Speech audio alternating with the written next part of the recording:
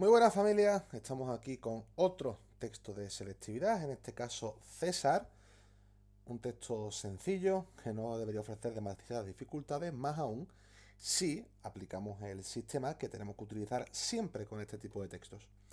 Si atendemos a lo que son las frases, vemos que no hay ningún punto en las tres líneas, solo al final. Por tanto, vamos a hacer el texto entero a la vez, porque sí hay un punto coma en medio del texto, pero no podemos establecer con seguridad que eso divida oraciones. En el 90% de las ocasiones sí, pero vamos a curarnos en salud. El primer paso es buscar verbos. Si buscamos en la primera línea, vemos que en un principio no encontramos ningún verbo. Si no encontráis ningún verbo, no os agobiéis. Hacéis la morfología entera y acabarán saliendo. ¿De acuerdo? Y este paso lo hacéis después de la morfología completa. En la segunda línea sí que tenemos un verbo. Tenemos el verbo contulerat. Tenemos una desinencia T de tercera persona del singular. Y el infijo temporal era de pluscuamperfecto de indicativo activo, por supuesto. Recordad que los perfectos de pasiva se construyen con sumas participios. Habría que buscar contulo, el verbo contulo, pero tenemos el problema de que el verbo contulo no aparece en el diccionario. ¿Por qué ocurre eso? Eso ocurre porque este verbo es un tiempo de perfecto y los tiempos de perfecto se construyen sobre el tema de perfecto. Recordemos, hay dos tipos de temas de perfecto. El perfecto regular, que se toma el tema de presente, se le añade una V o una U. Recordad que la grafía es la misma en latín clásico. Y después las desinencias del tiempo de perfecto, que son propias en pretérito perfecto.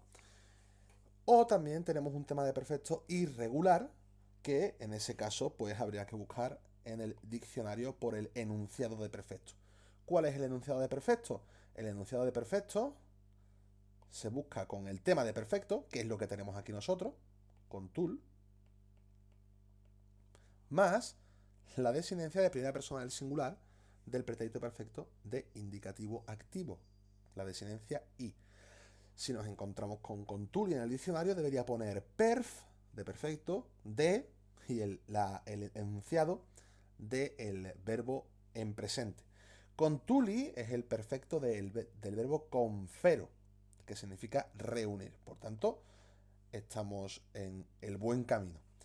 Continuamos buscando verbos y el último verbo aparece al final, miserat, de silencia T, de tercera persona del singular, infijo temporal erat, del pluscuamperfecto de indicativo activo, verbo, y hay que buscar miso o, si es un perfecto irregular, misi, que si lo encontramos, que lo tenemos que encontrar, te remite a mito, ¿de acuerdo?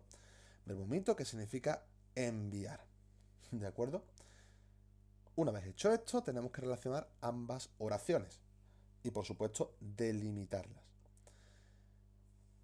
Si vemos que no hay ningún nexo entre ambos verbos, nexos que unan oraciones, tampoco al inicio de la frase hay ningún nexo que introduzca una oración subordinada, por tanto, podemos dar por hecho que ese punto y coma lo que hace es delimitar dos oraciones yuxtapuestas.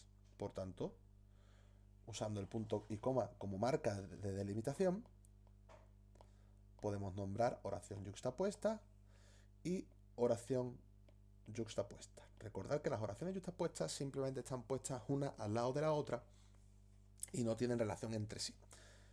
Una vez hecho esto, vamos con la morfología. Esto debe ser rápido. Uc es un adverbio que por supuesto actúa como complemento circunstancial. Caesar es un nominativo singular, que puede ser el sujeto, porque contulerat es singular. Omnes ópsides, omnes de omnis omne, que es un adjetivo, ópsides de ópsis ópsidis, o de ópses ópsidis, que significa rehén de guerra. No puede ser nominativo, porque ya tenemos un sujeto en singular, y además sería plural, y el verbo está en singular, por tanto tiene que ser acusativo plural. Galliae puede ser dativo singular, pero vamos a decantarnos inicialmente por el complemento del nombre en genitivo singular. Frumentum, acusativo singular, pues tenemos un sujeto. Pecuniam publicam, publicam es un adjetivo, por tanto concordancia con pecuniam, acusativo singular.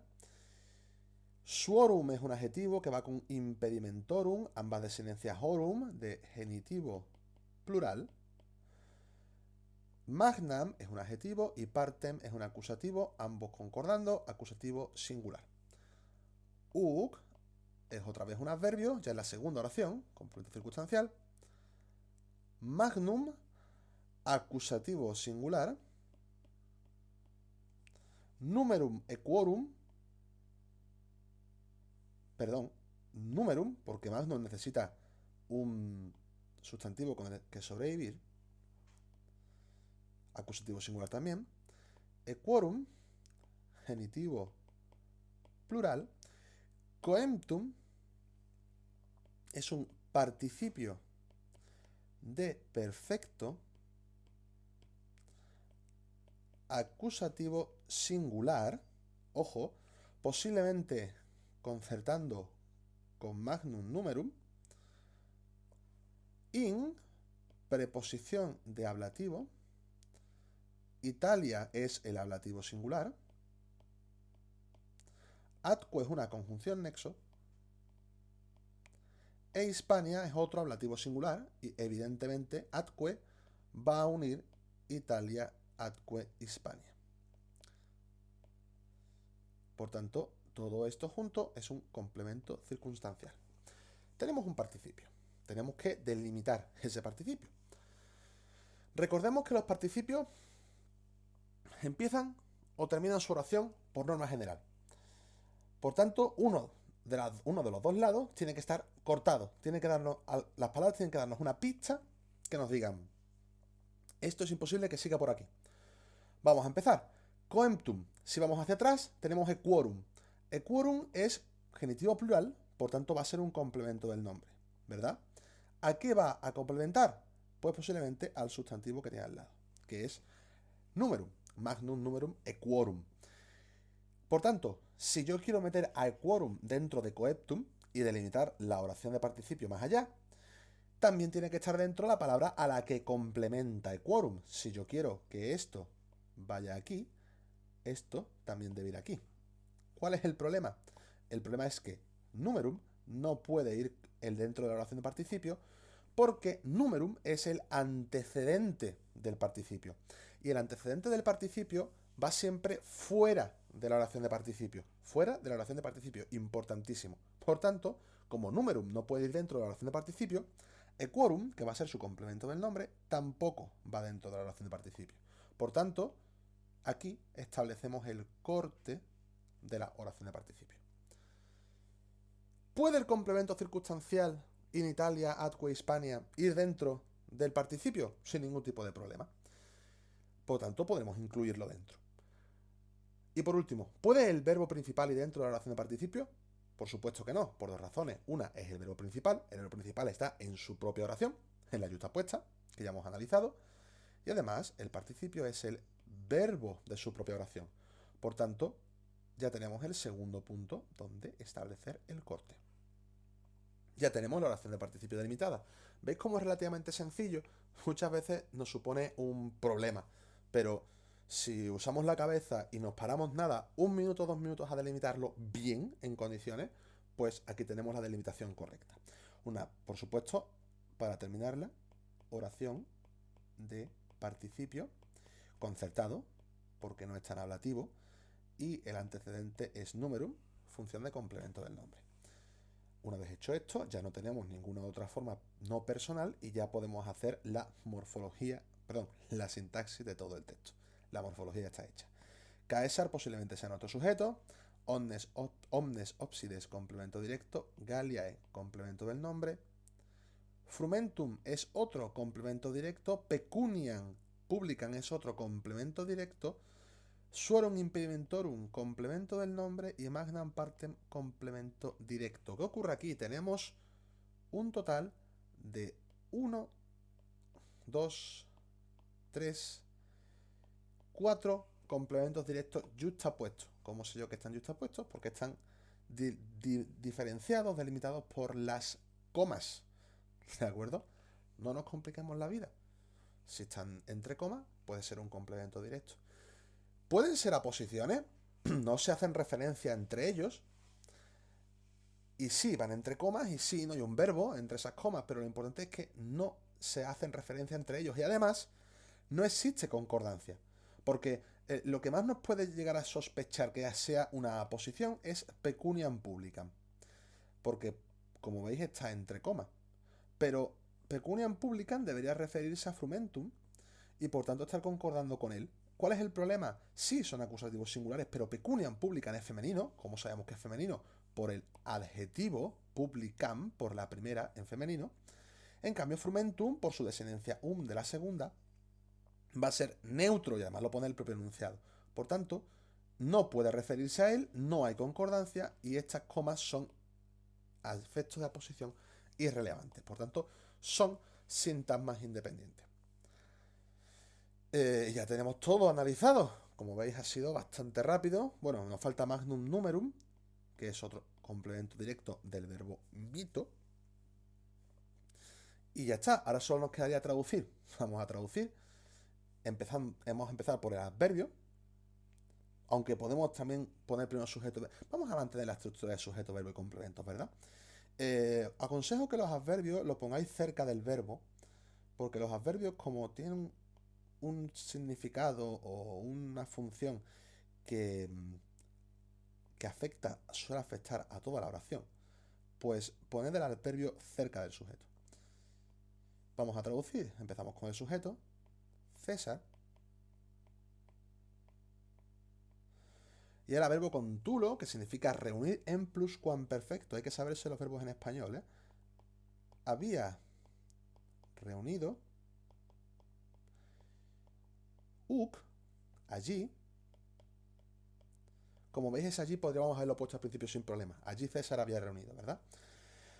Omnes obsides Galliae, había reunido allí a... Se me ha escapado un segundo complemento circunstancial y no, estamos hablando del complemento directo. Vamos a hacer las cosas bien. Había reunido a todos los rehenes. Podríamos poner rehenes de guerra, pero en este caso, pues con poner simplemente rehenes. A todos los rehenes de la Galia. Continuamos con el siguiente complemento directo, coma, trigo, coma, pecuniam publicam, dinero público,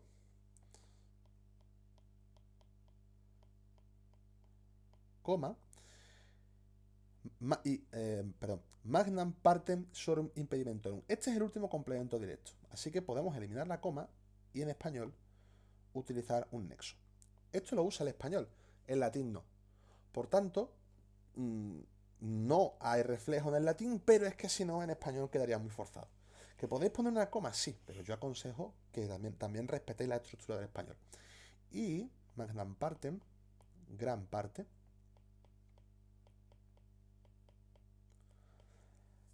suorum impedimentorum, de sus bagajes. Vamos a pararnos un momento y hablar de los impedimenta. Los bagajes o los impedimentas son todas aquellas cosas que llevaba un ejército o un soldado y no servían para luchar, o su objetivo principal no era la lucha. O simplemente todo aquel equipaje que llevaba encima un soldado, ¿no? Porque un soldado no solo llevaba encima sus armaduras y sus armas, llevaba también su rancho, llevaba también una pala para poder cavar los campamentos, llevaba también, pues, a lo mejor un hornillo o un cazo y, por supuesto, pues, sus objetos personales y también parte de las cosas que iba saqueando.